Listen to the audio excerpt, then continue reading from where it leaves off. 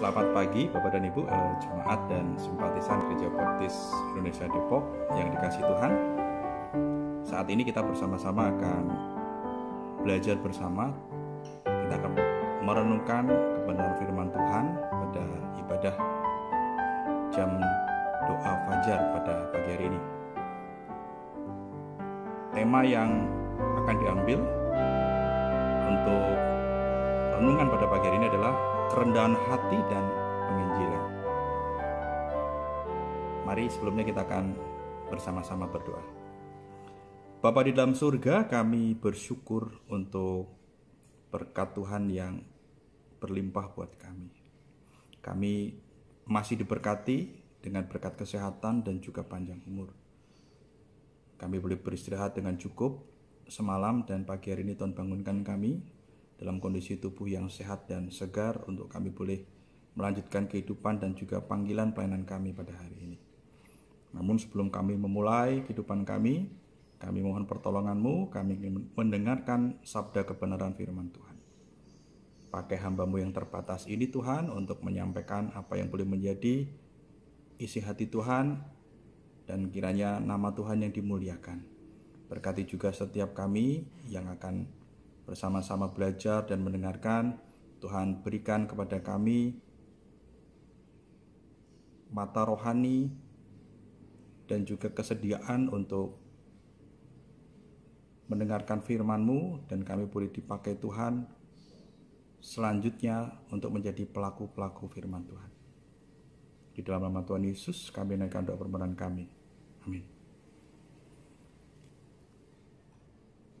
Tema kita adalah kerendahan hati dan penginjilan.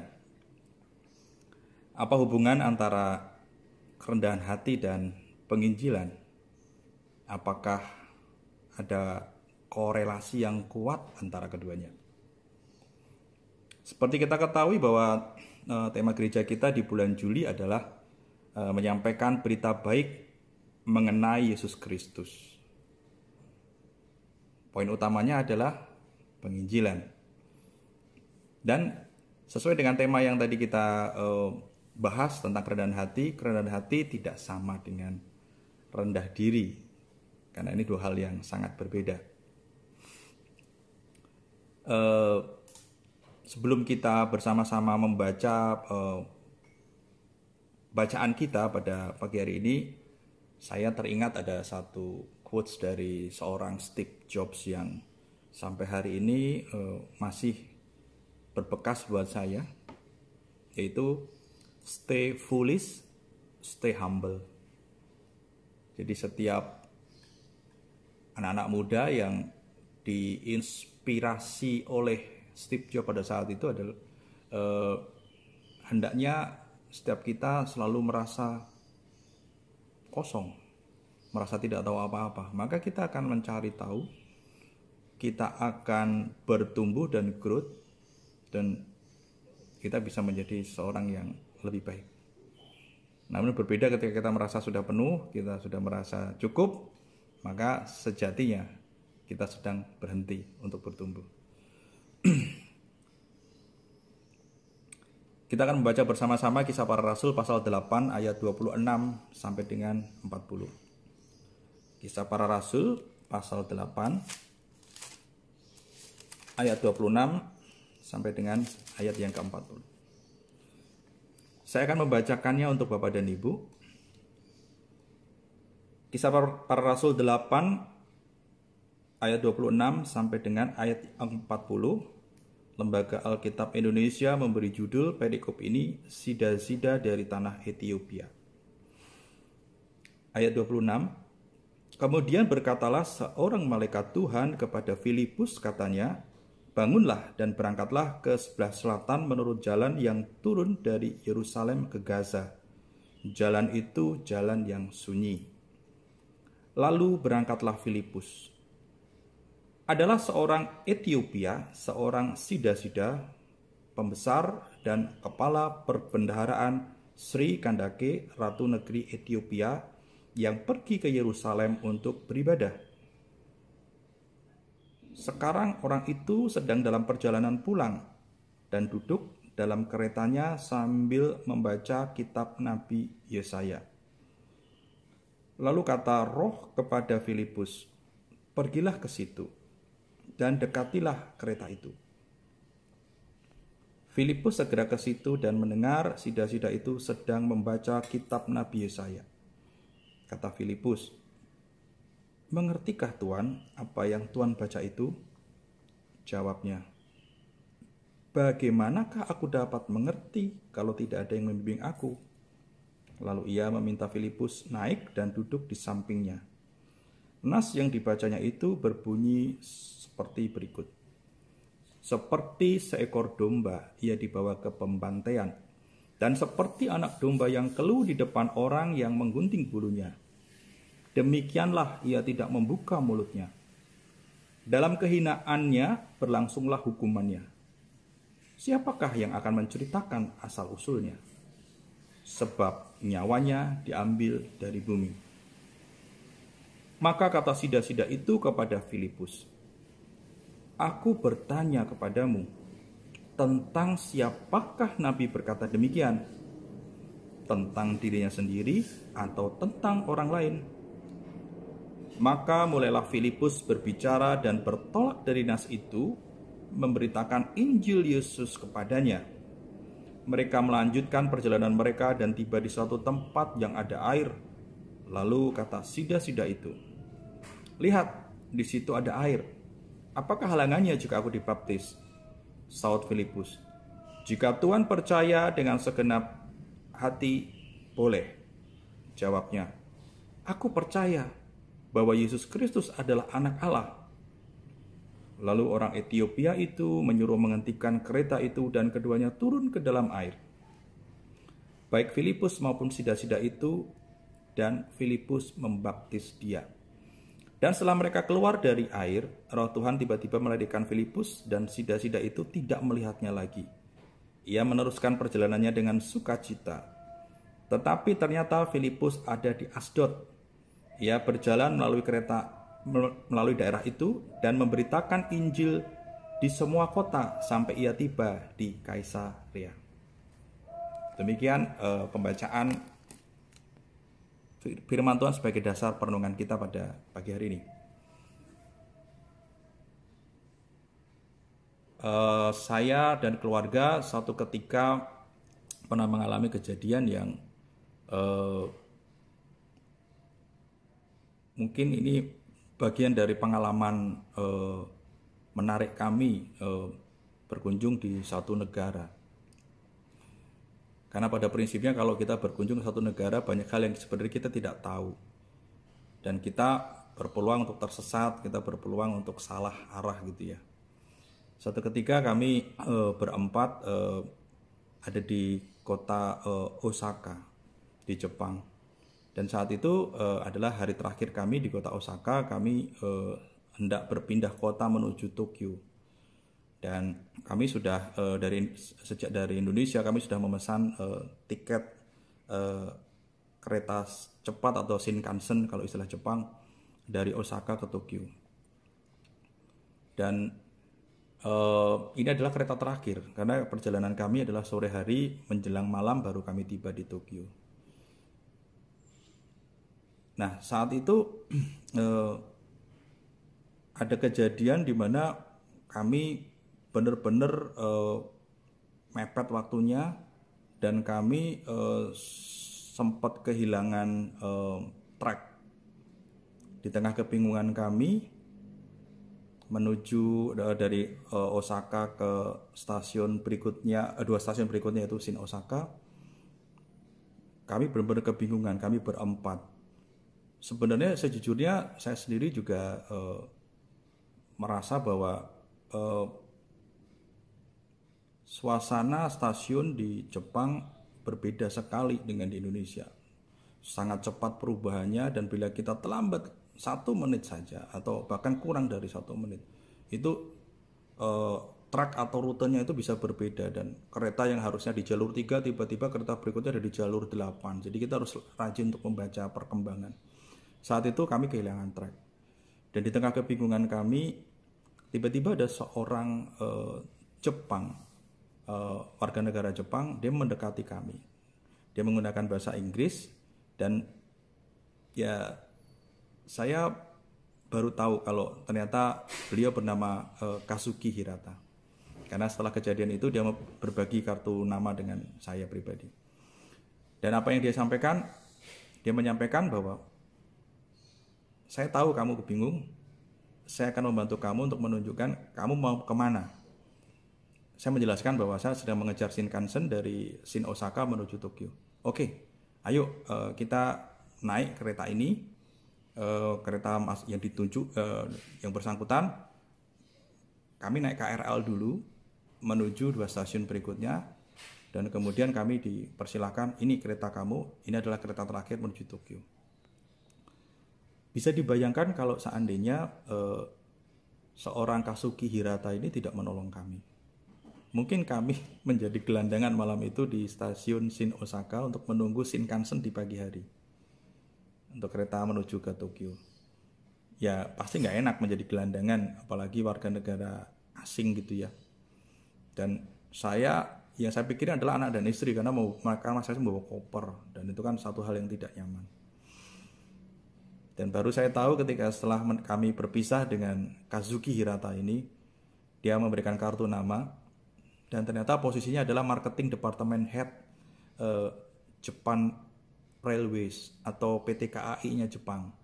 Jadi ternyata dia bekerja di perusahaan yang mengoperasikan baik itu KRL maupun Shinkansen. Dan betapa ya dia memiliki posisi yang bagus, tetapi dia sangat rendah hati.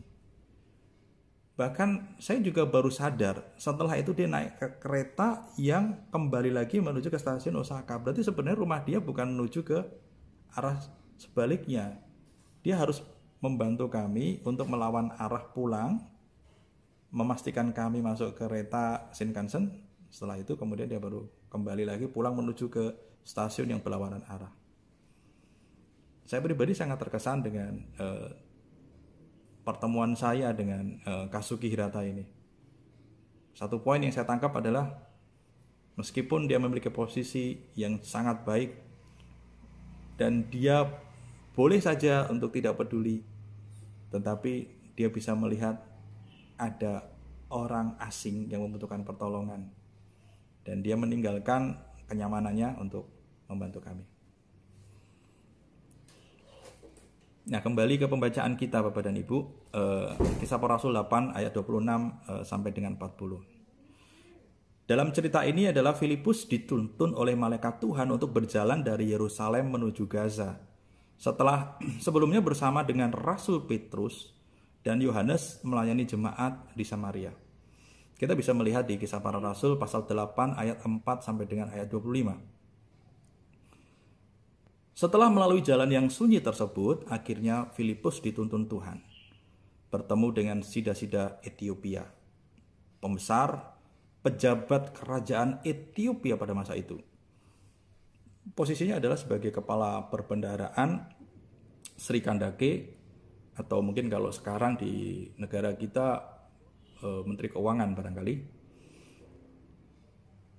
Saat itu sudah selesai peribadatannya dari Yerusalem, karena betul dia orang Ethiopia, namun dia menganut atau mencoba mendalami agama Yahudi. Dan Sida-Sida ini dicatat dalam Alkitab, dia baru saja dari Yerusalem terus kemudian perjalanan pulang kembali ke Ethiopia.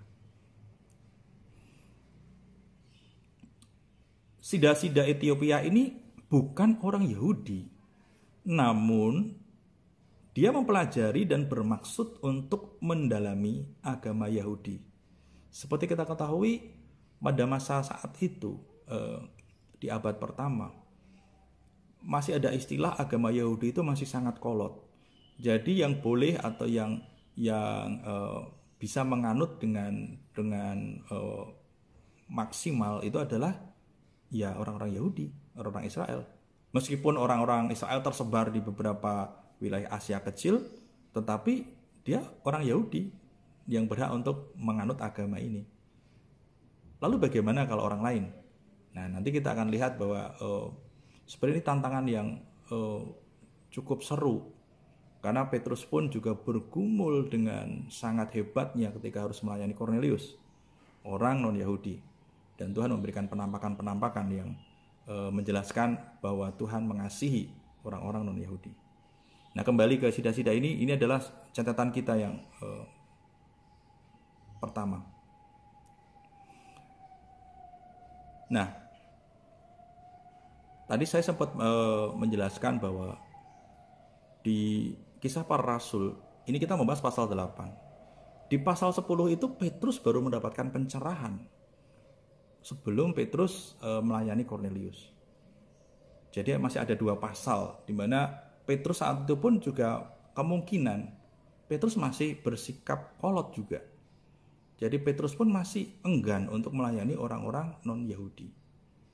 Dan sebagai seorang petobat baru atau penganut agama baru, sida-sida Ethiopia ini barangkali sudah memahami tantangan yang dihadapi, bahwa dia akan menjadi warga negara kelas 2 atau bahkan kelas 3 dibanding dengan orang-orang Yahudi atau orang-orang Israel pada umumnya. Jadi barulah di Kisah Para Rasul pasal 10 Petrus itu dibukakan mata rohaninya untuk melayani Kornelius dan bangsa-bangsa selain bangsa Israel atau Yahudi, yaitu melalui penampakan mimpinya. Jadi saat cerita sida-sida Ethiopia yang ditulis, kondisi kebijakan para pemimpin gereja di Yerusalem masih fokus untuk melayani umat atau bangsa atau warga negara Yahudi dan Israel yang secara sporadis menyebar. Lokasinya ada di wilayah Yudea dan Samaria. Dan seperti kita ketahui di pasal 8 ayat 4, Filipus melayani di Samaria. Disusul Petrus, disusul Yohanes. Setelah itu baru bertemu dengan sida-sida ini. Kebenaran yang berikutnya adalah Filipus yang kita baca di Kisah Para Rasul pasal 8 di atas adalah salah satu dari 7 diaken yang diangkat oleh para rasul bersamaan dengan Stefanus sang martir. Filipus dalam cerita ini adalah Filipus sang diaken, bukan Filipus rasul Yesus Kristus yang berasal dari Betsaida. Yang kita ketahui juga dulu Filipus murid Yesus ini adalah sempat menjadi muridnya Yohanes Pembaptis. Jadi ini Filipus yang berbeda. Seperti kita ketahui di Alkitab juga banyak nama yang sama, tapi masing-masing punya story atau punya cerita yang berbeda. Seperti Yudas. Apakah penulis kitab Yudas sebelum Wahyu itu adalah Yudas Iskariot? Itu bukan. Itu Yudas yang berbeda. Yakobus pun ada 2. Yakobus anak Zebedius dan Yakobus saja. Dan ini Simon juga Simon orang Zelot, Simon Petrus. Nah ini seperti contoh seperti itu. Jadi Filipus yang dimaksud adalah Filipus diakon, bukan Filipus rasul. Jadi Filipus ini adalah Filipus dari orang awam. Dia baru ditunjuk karena pilihan dari rasul-rasul untuk menjadi diaken melayani janda dan orang-orang miskin. Nah, ceritanya sudah sangat jelas bahwa Filipus dituntun Tuhan untuk bertemu dengan sida-sida. Sida-sida ini tekun untuk membaca, tekun untuk mendalami ajaran agama Yahudi. Namun dia belum ketemu juga maksud Tuhan ini apa gitu ya. Jadi ketika membaca kitab Yesaya nggak paham juga maksudnya atau belum ketemu juga maksudnya. Sampai kemudian Roh Kudus menuntun Filipus untuk menolong sida-sida ini, dan pada akhirnya sida-sida ini mengaku percaya dengan mulutnya dan siap untuk dibaptis, dan ini yang kita sebut adalah proses penginjilan. Lalu apa yang kita pelajari Bapak dan Ibu dari pembacaan kita saat ini? Yang pertama, bila bukan Tuhan melalui Roh Kudusnya yang menuntun kita, maka kita tidak akan bisa menemukan kebenaran Injil. Dan inilah satu hal yang harus kita yakini. Bulan-bulan yang lalu kita sudah belajar tentang Roh Kudus. Dan Roh Kudus adalah presentasi dari Allah sendiri. Nah, ketika bukan Tuhan yang memilih kita, kalau bukan Roh Kudus yang menuntun kita, maka kita tidak akan pernah bisa menemukan Injil. Kita tidak akan pernah menjadi pribadi yang diselamatkan. Intelektualitas dan kemampuan manusia dalam membaca dan mendalami ayat-ayat Alkitab bukan jaminan. Sekali lagi, bukan jaminan ketika kita memiliki intelektualitas, ketika kita memiliki kesempatan untuk membaca lebih sering, bukan jaminan kita bisa menemukan kabar baik dari Alkitab yang kita baca. Kabar baik dari bahasa aslinya atau bahasa Yunani adalah Euangelion, yang artinya adalah kabar baik. Dan di sini seringkali kita mendiskusikan Injil itu seperti apa, Injil itu bentuknya apa. Secara sederhana, ketika kita menceritakan kebaikan Tuhan setiap hari kepada orang-orang terdekat kita, kepada teman kita, bahkan terhadap orang-orang yang belum mengenal kasih Tuhan, kita sudah melakukan penginjilan. Sampai tiba saatnya kita menceritakan siapa Yesus sang juru selamat kita. Jadi penginjilan bukan sesuatu yang begitu kita datang ketemu orang arisan kemudian kita cerita tentang kamu harus percaya Yesus ya. Kita ada tahapan-tahapannya. Dan mari kita mulai dengan menceritakan kebaikan Tuhan dalam kehidupan kita. Tadi yang pertama adalah bila bukan Tuhan melalui Roh Kudusnya, maka kita tidak akan bertemu Injil. Yang kedua, dibutuhkan kerendahan hati dalam proses penginjilan. Dibutuhkan kerendahan hati. Hal itu berlaku baik kita sebagai pembawa berita kabar baik, maupun ketika kita sebagai pendengar. Loh, saya kan sudah menerima Yesus Kristus. Saya kan sudah menerima Injil. Ingat bahwa Injil itu adalah tentang kebaikan Tuhan.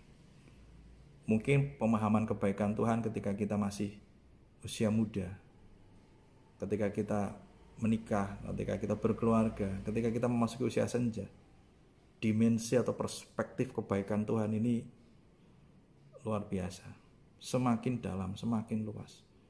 Jadi kalaupun memang saya sudah mengenal Yesus Kristus sebagai Tuhan dan Juru Selamat ketika usia saya SMP katakanlah, bukan berarti saya tidak bisa menerima pembaharuan, pencerahan, kebenaran baru terhadap Injil, terhadap kebaikan Tuhan. Ketika saya bertemu dengan bahkan seorang anak kecil yang menceritakan kebaikan Tuhan, itu bisa melakukan penginjilan kepada saya bahwa betapa kebaikan Tuhan kepada anak kecil ini mengingatkan saya bahwa Tuhan juga baik buat saya. Tuhan mengasihi saya. Dibutuhkan kerendahan hati dalam proses penginjilan. Baik saya sebagai pembawa berita maupun kita sebagai pendengar. Kembali kepada Filipus. Filipus yang merupakan penganut agama Yahudi. Tentu sudah didoktrin bahwa agama ini eksklusif hanya untuk orang Yahudi. Jadi agama ini bukan untuk orang-orang kafir, atau artinya orang-orang non-Yahudi, penyembah-penyembah berhala. Jadi kebenaran ini hanya untuk umat pilihan. Bisa kita bayangkan ketika dari kejauhan Filipus berjalan dan melihat pertama warna kulitnya berbeda, yang kedua bangsanya pun pasti ini bukan bangsa Yahudi. Ketika bertemu dengan sida-sida yang sedang membaca ini, namun apa yang terjadi? Bahkan ketika Petrus belum mengalami pencerahan, Roh Kudus sudah mencerahkan pemahaman Filipus bahwa ini adalah jiwa-jiwa yang perlu diselamatkan, perlu menerima kabar baik. Jadi doktrin yang selama ini diajarkan oleh Filipus tentang eksklusivisme ajaran agama Yahudi ini diperbaharui melalui tuntunan Roh Kudus, dan Filipus taat.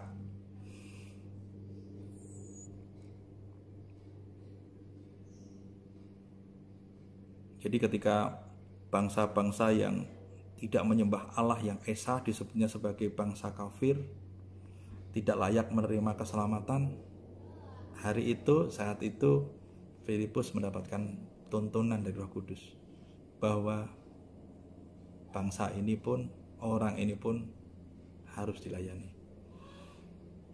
Kerendahan hati Filipus untuk turun menyapa sida-sida Ethiopia yang notabene bukan orang Yahudi merupakan bukti bahwa Filipus merendahkan dirinya di hadapan Tuhan dan tunduk pada pimpinan Roh Kudus. Sekali lagi, bahkan sebelum Petrus menerima pencerahan dari Roh Kudus, Filipus sudah dicerahkan terlebih dahulu. Dia tidak memandang sida-sida Ethiopia ini sebagai bagian dari bangsa kafir. Namun yang dilakukan Filipus adalah dia melayani sebaik mungkin, seintensif mungkin, seperti ketika dia melayani di proses pengajian di sinagog umat Israel setiap hari. Seperti kita ketahui, orang Israel selalu mengkaji dan mendalami ayat-ayat firman Tuhan itu secara intensif di sinagog. Dan itu seperti saudara-saudara kita yang muslim dengan membaca, melantunkan. Dan itu pula yang dilakukan oleh Filipus ketika mendampingi sida-sida Ethiopia ini dengan sangat intensif. Nah, berikutnya, tadi Filipus sebagai pembawa kabar baik.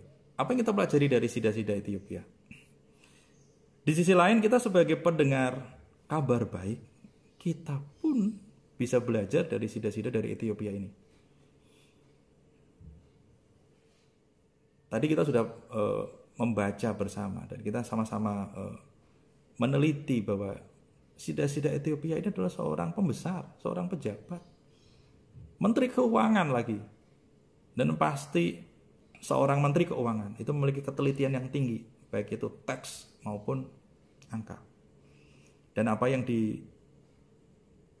dipahami pasti di atas rata-rata. Kemampuan intelektualitas yang bersangkutan di atas rata-rata. Ketika membaca berkali-kali kitab Yesaya, nggak paham-paham juga. Belum menemukan apa yang menjadi intisari, apa yang menjadi maksud dan tujuan. Dan kita perlu belajar, seorang sida-sida Ethiopia ini merendahkan hatinya. Mengakui pada Filipus berarti dia tidak tahu. Bisa aja karena gengsi dia menutupi. Ya, kenapa saya harus menceritakan kegagalan saya dalam membaca teks ini? Kan dia nggak perlu tahu. Saya coba dulu. Enggak. Tapi yang dilakukan adalah sida-sida Ethiopia ini mengakui bahwa dia belum memahami. Ini butuh kerendahan hati untuk seorang pada level atau strata yang seperti sida-sida Ethiopia.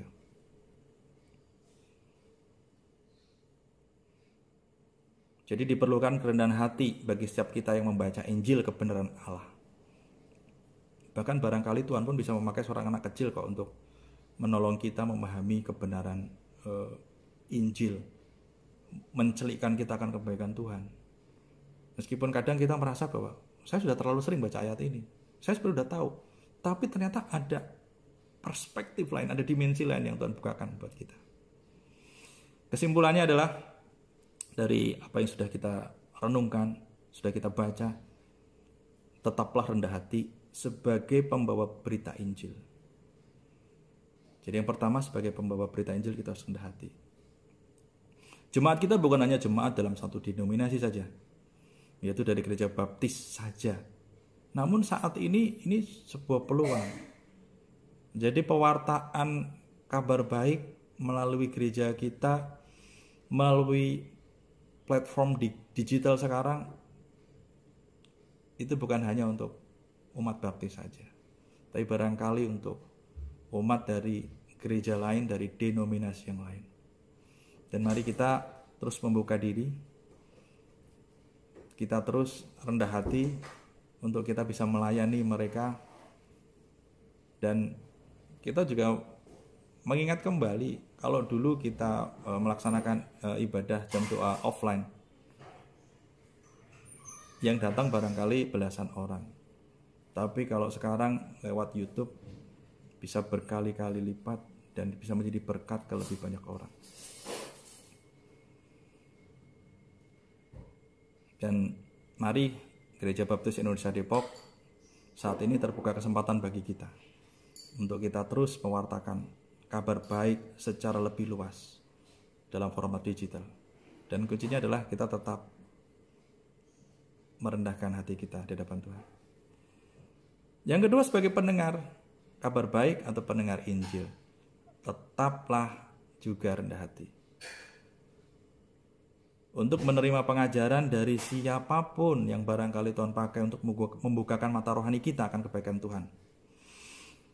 Meski kita sudah sering membaca ayat yang sama, meski kita bahkan sering mengajarkan, namun ada suatu waktu Tuhan akan membukakan kebenaran baru melalui siapapun yang Tuhan utus untuk menjelaskan maksud Tuhan yang lebih baru, yang lebih dalam lagi kepada kita. Saat ini kita bisa dengan mudah belajar dari sarana-sarana seperti YouTube untuk mencari materi pembelajaran firman Tuhan yang membangun tentunya. Semuanya disediakan Tuhan untuk memperlengkapi kita sebagai pendengar dan murid yang baik. Namun kuncinya adalah memiliki hati yang kita boleh merendahkan hati kita dan kita memohon pertolongan Roh Kudus. Karena sekali lagi Roh Kudus yang memegang peran penting. Kalau bukan Roh Kudus yang menuntun kita, kita tidak akan menemukan kebenaran. Dan inilah korelasi kerendahan hati dan pekabaran Injil. Dan kita belajar bersama salah satu kunci pertumbuhan yang pesat dari jemaat mula-mula adalah mereka bertekun dalam pengajaran rasul-rasul, yaitu dalam pengenalan firman Kristus dan setia dalam persekutuan. Kisah Para Rasul 2 ayat 42. Jadi teruslah belajar, teruslah membuka diri, dan teruslah kabarkan Injil kepada siapapun, tidak pilih-pilih. Dan kiranya apa yang kita lakukan akan memuliakan nama Tuhan. Pekabaran Injil adalah pekabaran kabar baik, yaitu Tuhan baik bagi seluruh umat tebusannya. Bukan hanya umat Israel saja atau umat pilihan saja. Juga bukan buat umat baptis saja, namun untuk orang-orang Kristen pada umumnya. Orang-orang yang bahkan belum mengenal Tuhan pada umumnya. Jadi Indonesia masih terbuka, Kota Depok masih terbuka. Mari kita kabarkan kebaikan Tuhan ini kepada sesama yang memerlukan. Bukan hanya dengan kata-kata, namun juga dengan tindakan nyata. Salah satunya adalah dengan kerendahan hati. Dan mari belajar dari Filipus sang diaken sebagai pembawa kabar baik.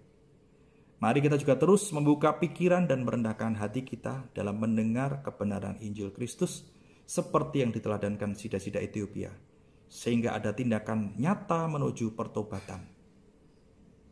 Dan yang terakhir, dunia mencatat bahwa di abad keempat, Ethiopia adalah salah satu dari bangsa terawal yang menganut agama Kristen.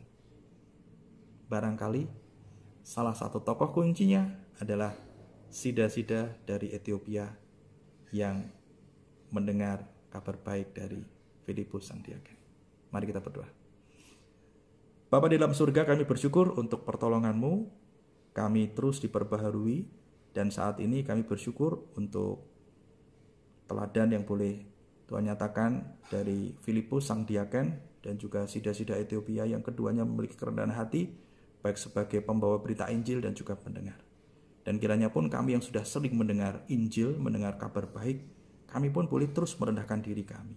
Kami siap menerima kabar baik berikutnya dari Tuhan yang akan mengubah kehidupan kami. Kami juga siap untuk mewartakan kabar baik kepada sesama kami yang membutuhkan, dan kami tidak membeda-bedakan orang, tidak membedakan denominasi. Berikan kami hati seperti hati-Mu, dan mampukan kami untuk menjadi pekabar-pekabar Injil yang baik yang Kau pakai ketika kami masih sehat, ketika kami masih diberikan panjang umur. Di dalam Tuhan Yesus kami naikkan permohonan kami.